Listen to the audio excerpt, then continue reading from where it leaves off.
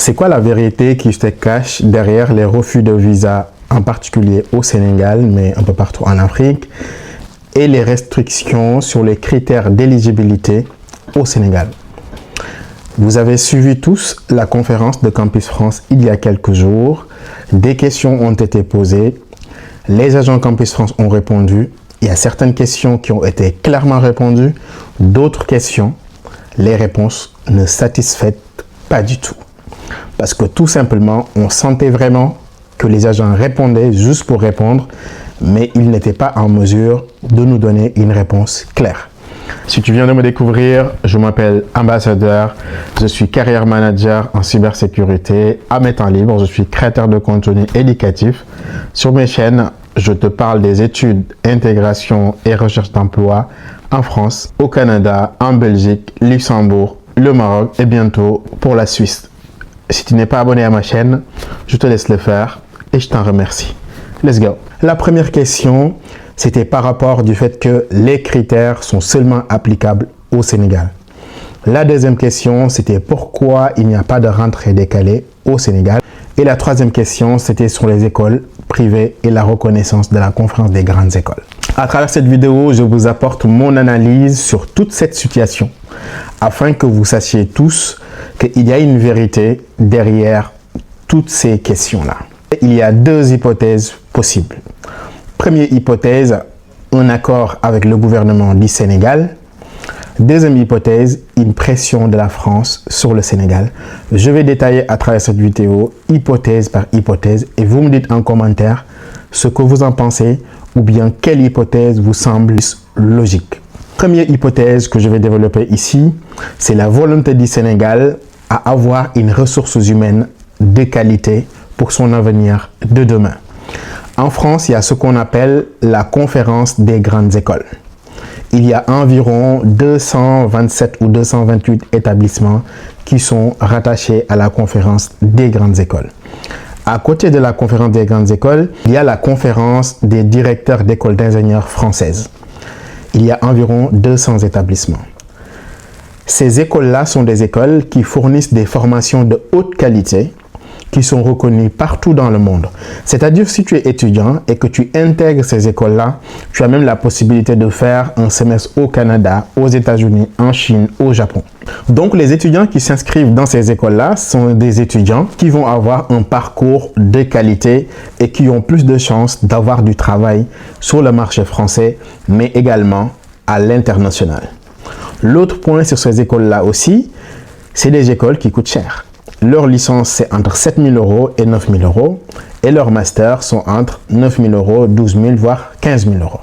Je pose ce contexte-là pour que vous compreniez un petit peu là où je vais en venir sur le fait que potentiellement, le Sénégal a besoin d'une ressource humaine de qualité pour son avenir de demain.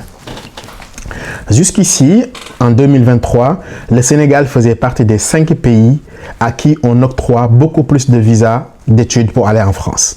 Alors pourquoi drastiquement on a de nouvelles autorités et bim, le nombre de visas commence à être diminué. Nous l'avons tous constaté, plusieurs étudiants qui ont des bons dossiers se sont vus refuser le visa récemment avec le motif 4, un motif qui est parfois infondé. Personne ne sait pourquoi. Pourtant, le Sénégal faisait partie jusqu'en 2023 des 5 pays qui obtiennent beaucoup plus de visas par rapport à d'autres pays. Ça peut être bizarre pour vous. Donc ça, c'est un. Deuxième point, c'est par rapport aux critères. La réponse qui a été donnée par Campus France, c'est qu'ils ont constaté que pas mal d'étudiants sénégalais en milieu de cycle ont des difficultés à accéder à des formations en France. Cette réponse ne tient vraiment pas la route parce qu'on ne peut pas être le seul pays dans ce monde avec des étudiants aussi nuls pour ne pas avoir des acceptations en France. Ce n'est pas le cas pour la Côte d'Ivoire, ni la Guinée, ni Burkina, ni le Mali. Pourquoi seul le Sénégal a des difficultés d'avoir accès à des écoles françaises en milieu de cycle? Donc cette réponse-là, pour moi, elle a été donnée juste pour répondre à la question, mais ce n'est pas une question qu'une personne censée peut accepter. Donc partant de cela, les refus de visa dans un premier temps, le fait que les titres RNCP ne valent plus, mais il faut que l'école fasse partie de la conférence des grandes écoles ou de la conférence des directeurs d'ingénieurs françaises. ou tout simplement, l'étudiant ne peut pas postuler en milieu de cycle. Pour moi, peut-être c'est le Sénégal qui a la volonté d'orienter ses étudiants vers des écoles de qualité, soit des universités reconnues au niveau international, les universités publiques, soit vers des établissements privés reconnus au niveau international pour préparer son avenir de demain. Comme ça, les étudiants qui vont partir à partir de maintenant à l'étranger, dans le programme de 2050, ces étudiants-là pourront revenir au Sénégal et y trouver une situation confortable pour pouvoir travailler en ayant des compétences qui valent le coup, en tout cas. Ça, c'est mon analyse dans un premier temps, que le Sénégal a décidé tout simplement de vouloir envoyer ses étudiants vers des établissements de qualité dont les diplômes sont reconnus partout dans le monde. Deuxième hypothèse sur laquelle je vais venir, c'est une pression géopolitique, une pression française peut-être, sur le Sénégal parce que tout simplement, on a de nouvelles autorités et les politiques commencent à se durcir un petit peu. Comme vous le savez, les nouvelles autorités qu'on a sont des autorités qui sont contre certaines pratiques des pays étrangers, y compris la France. Peut-être la France a décidé tout simplement de diminuer les visas d'études ou bien même les visas tout court pour dire à ces autorités-là, bah écoute, on va exercer la pression sur vous.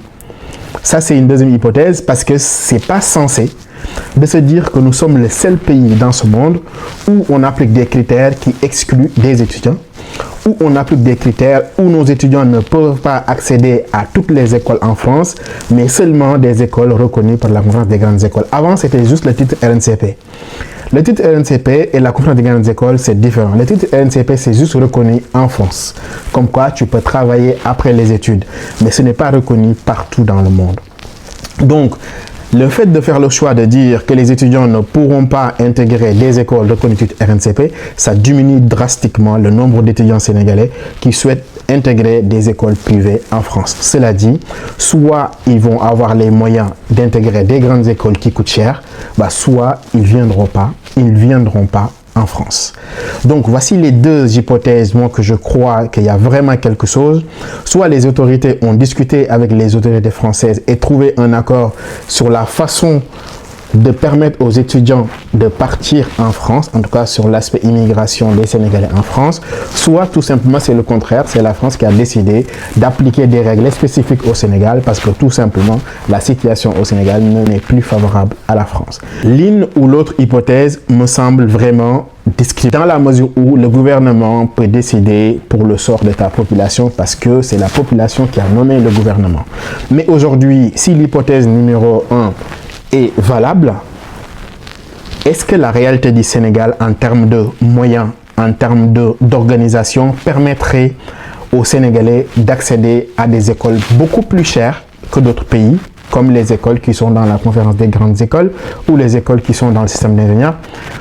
Est-ce que la réalité du Sénégal aujourd'hui est en cohérence avec cette pratique, même si on veut demain avoir une ressource humaine de qualité? Est-ce que c'est cohérent?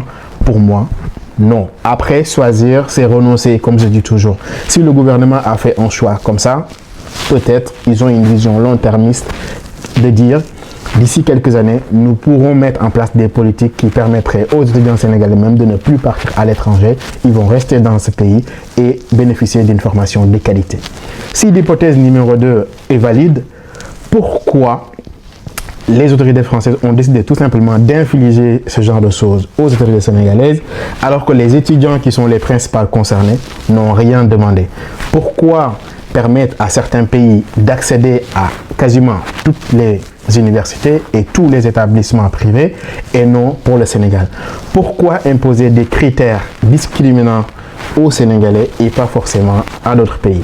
J'aimerais bien avoir votre avis par rapport à mon analyse, mais pour moi, l'une ou l'autre des hypothèses s'applique parce que ce n'est pas du hasard.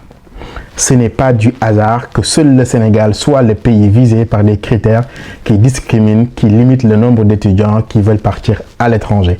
Cette vidéo n'a pas pour objectif de pointer du doigt qui que ce soit.